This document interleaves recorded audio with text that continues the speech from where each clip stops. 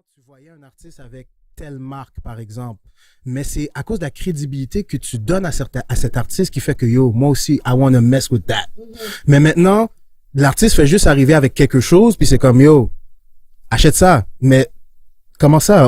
Depuis quand tu vends des chips? C'est comme... Que ça manque de subtilité. C'est ça, c'est comme, OK, fais un genre quand même, tu sais, c'est comme, j'ai des chips, tu sais. Ils ont plus le temps d'être subtils. Ils ont pas le temps pour toi, là.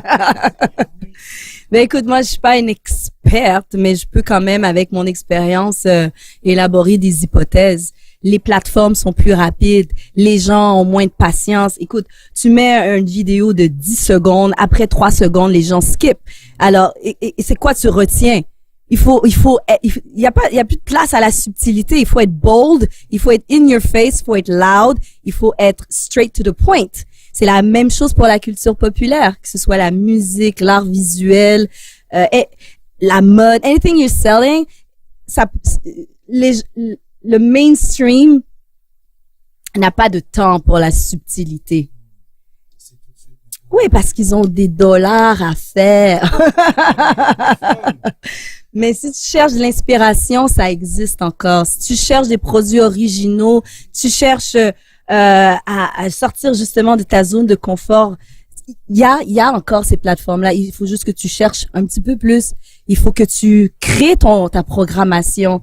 Là, ça existe plus. Là, t'ouvres la télé à 18h, t'écoutes BET jusqu'à 21h. Après, tu vas te coucher. Non, maintenant, tout le monde est sur son téléphone intelligent et crée son programme. 30 minutes de Facebook, 45 minutes d'Instagram, 20 minutes de YouTube. Tu retournes sur Facebook, tu réponds à tes messages. En même temps, tu finis d'écouter le clip que t'écoutais la veille. Et je veux dire, les gens sont comme multitâche. Je regarde mon fils, il joue aux jeux vidéo, il parle au téléphone, puis en même temps, il a une conversation. Je veux dire, wow, mais c'est ça les jeunes aujourd'hui.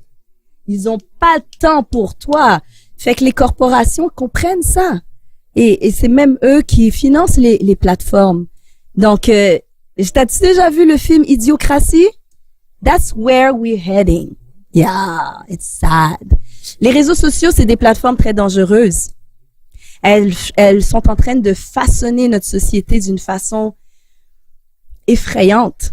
Ça joue avec nos relations interpersonnelles. Les gens ne s'appellent presque plus.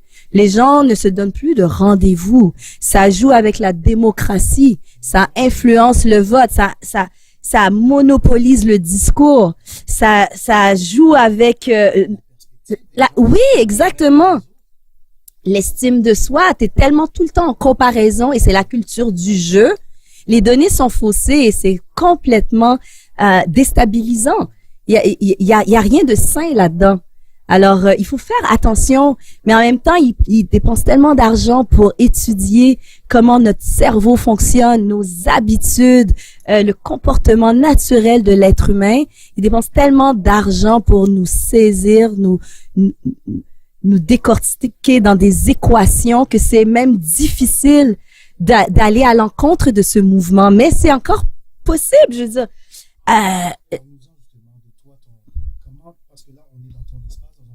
Ouais. Je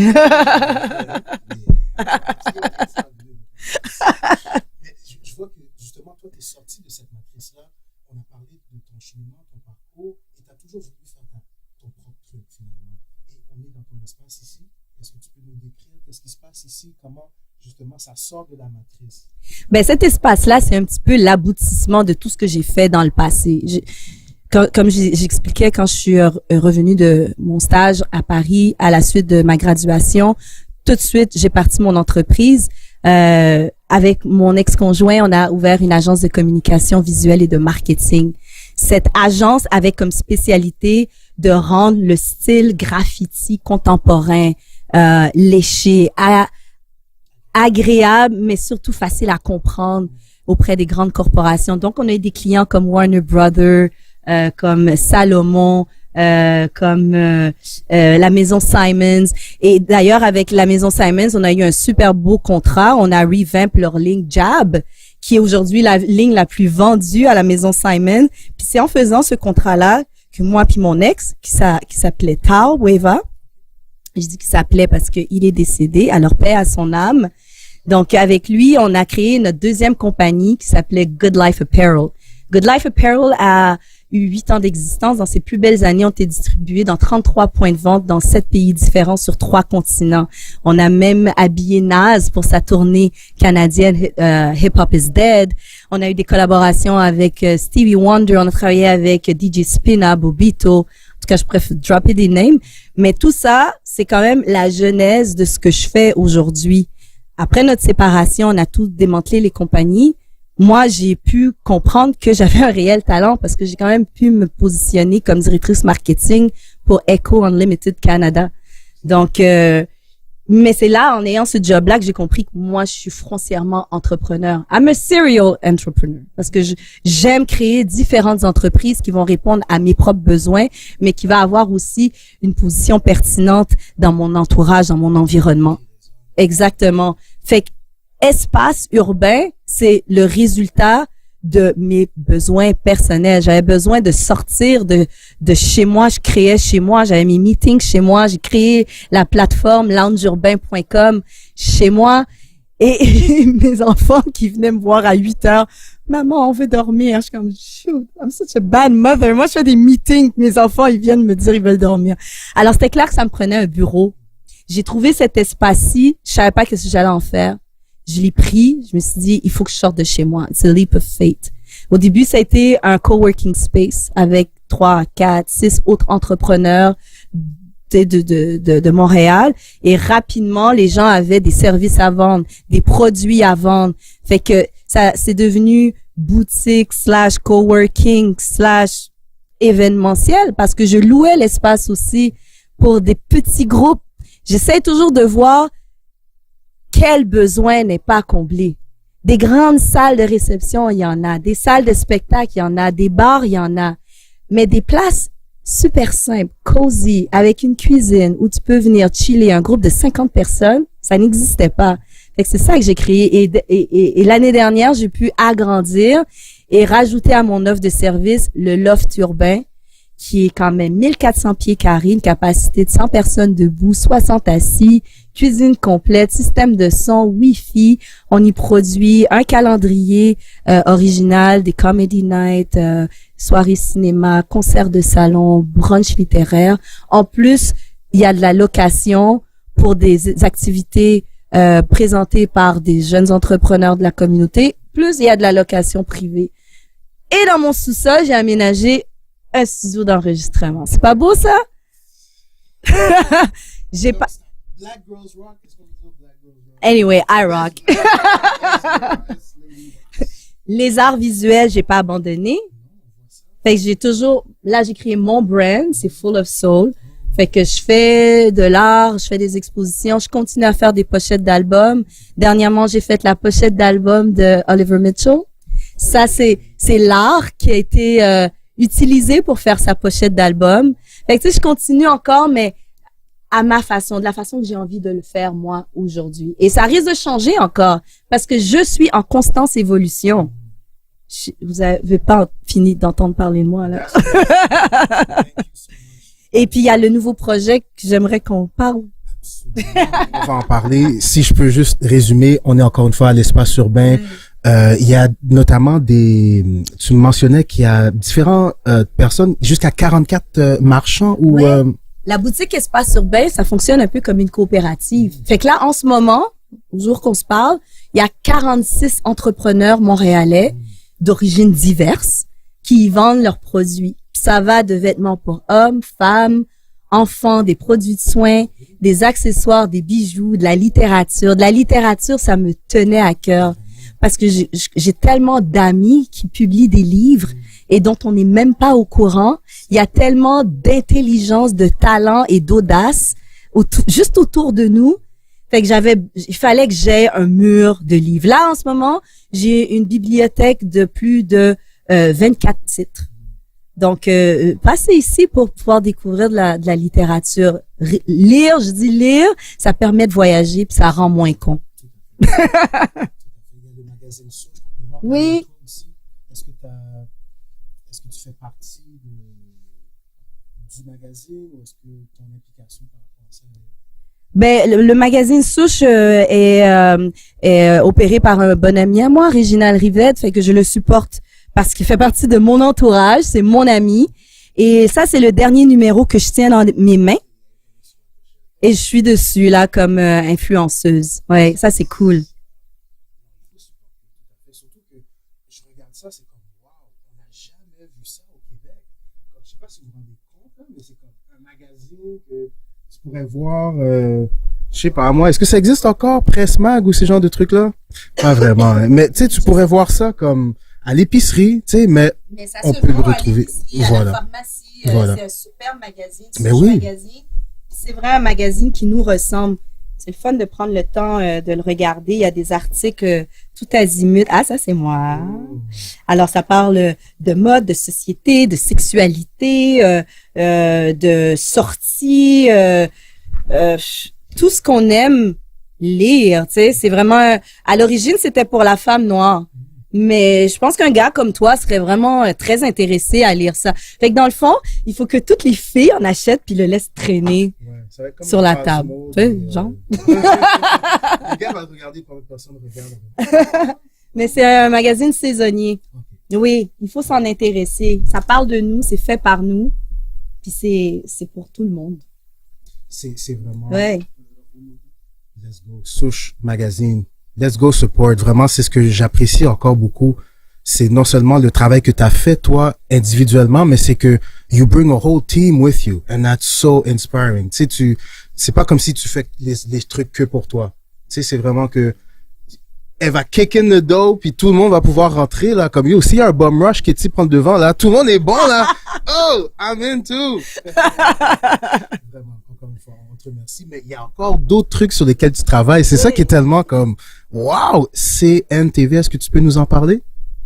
Oui, CNV TV, c'est Canal Nouvelle Victoire. Oui, c'est une nouvelle chaîne. En fait, si vous avez entendu parler de Vibe Plus, de Clovis, CNV TV, c'est un peu, oui, dans la foulée de tout ça, un succès là, un overnight success comme on dit, ça prend au moins 10 ans de préparation et ça, c'en est un bel exemple.